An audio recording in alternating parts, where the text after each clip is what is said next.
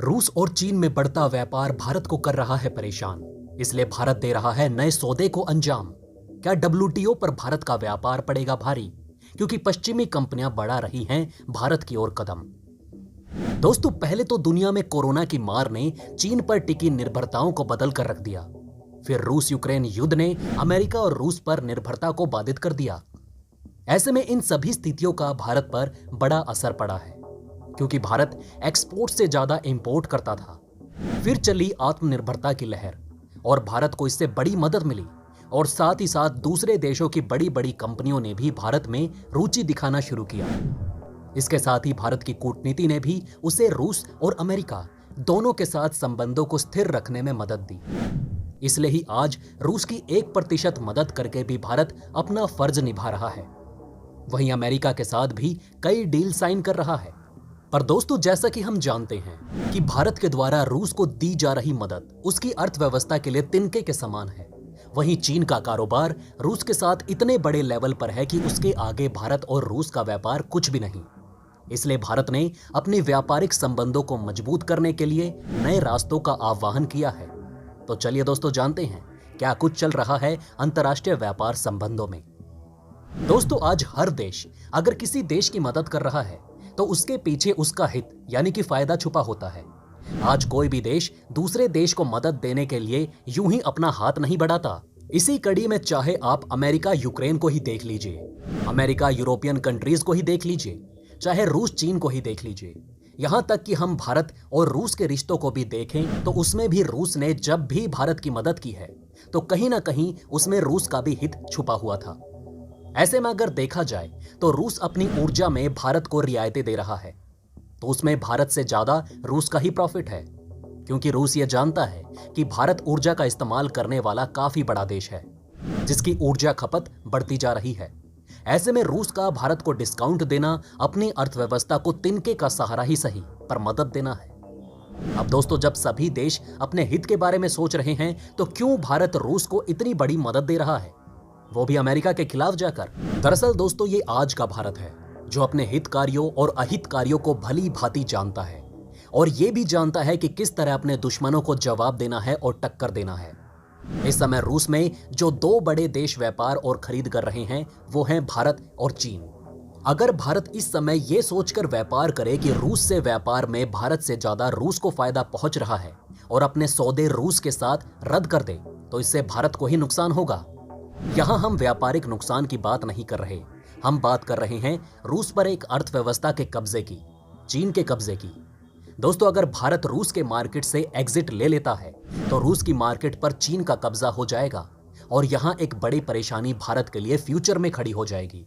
आज बेशक रूस की अर्थव्यवस्था कमजोर है और गुड्स एंड सर्विसेज के मामले में भी रूस का इतना बड़ा योगदान नहीं है, पर सैन्य लिहाज से रूस एक बड़ी महाशक्ति है जिसे इग्नोर करना भारत को महंगा पड़ सकता है। इसलिए भारत अगर इस समय रूस की मदद नहीं करता तो चीन अपने व्यापार को और अधिक बढ़ा लेगा। पर दोस्तों, भारत चाहे तो भी रूस और चीन के व्यापार की बराबरी नहीं कर सकता, क्योंकि भारत की इकोनॉमी अभी इतनी बड़ी नहीं। हम ऐसा इसलिए कह रहे हैं क्योंकि इस समय चीन और रूस के बीच करीब 100 अरब डॉलर का व्यापार हो रहा है, जबकि भारत और रूस का व्यापार सिर्फ 10 अरब डॉलर का है। इसलिए अगर ये कहा जाए कि भारत फिलहाल अपने संबंधों के लिए इस व्यापार को जारी रखे तो गलत नहीं होगा। इसलिए भारत और कई विकल्प को भी देख रहा है, और इस समय भारत के पास गोल्डन अपॉर्चुनिटी है। अब वो कैसे, तो आइए बताते हैं। दोस्तों, इस समय दुनिया में उथल पुथल का माहौल है, मानो देश उजड़ चुका है और उसके व्यापारी दर बदर भटक रहे हैं। यहां ये देश रूस है और व्यापारी अमेरिका और यूरोपियन देश, जिन्होंने रूस में अपने सभी कारोबार बंद कर दिए और रूस छोड़कर जा रहे हैं।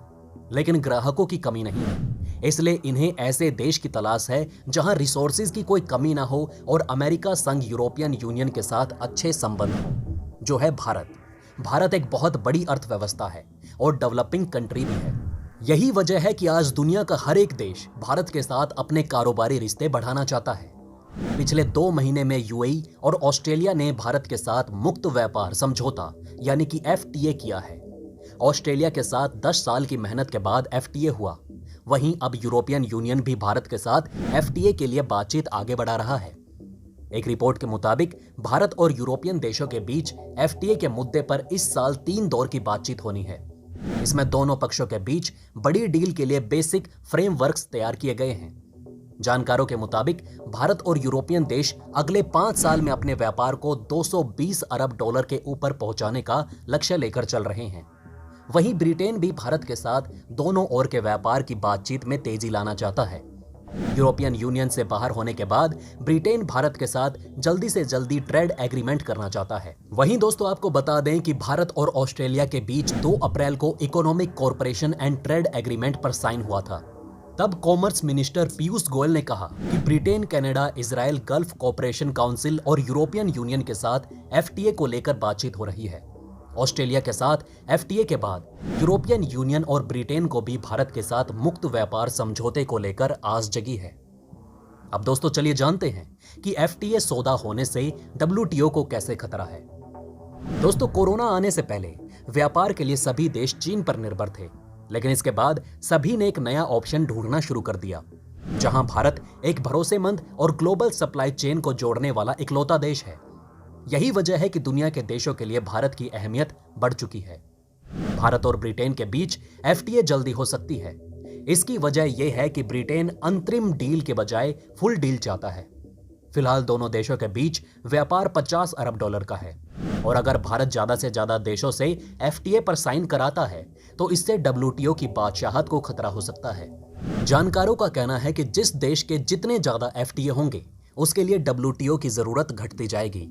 25 साल से ज्यादा समय से दुनिया के व्यापार नियमों को चलाता और निगरानी करता आ रहा 164 सदस्य देशों वाला डब्ल्यूटीओ अब सिर्फ नाम का रह गया है। एफटीए के चलते जो चीजें भारत में बनेंगी वो रूस में भी भारत की ओर से बेची जाएंगी, क्योंकि इस समय रूस में गुड्स एंड सर्विसेज की बहुत बड़ी मांग है, जिसे फिलहाल तो चीन पूरी कर रहा है। लेकिन जैसे विदेशी कंपनियां भारत में अपने हब खोलेंगी, वैसे वैसे भारत भी दूसरे देशों को अपने यहां बनने वाले सामान एक्सपोर्ट कर पाएगा, और इससे भारत की अर्थव्यवस्था को बड़ी मजबूती मिलेगी। तो दोस्तों पश्चिमी देशों के इकलौते सहारे अपने वतन भारत के लिए एक लाइक तो बनता है। वहीं भारत की इस प्लानिंग को अगर आप सपोर्ट करते हैं तो कमेंट में जय हिंद जरूर लिखें। वेल दोस्तों, ये थी वो खबरें जहां बेशक रूस में भारत से ज्यादा चीन का दबदबा हो, लेकिन भारत के पास पूरा पश्चिम है, जहां से भारत आने वाले समय में रूस के मार्केट में भी चीन से बड़ी हिस्सेदारी लेकर एंट्री करेगा।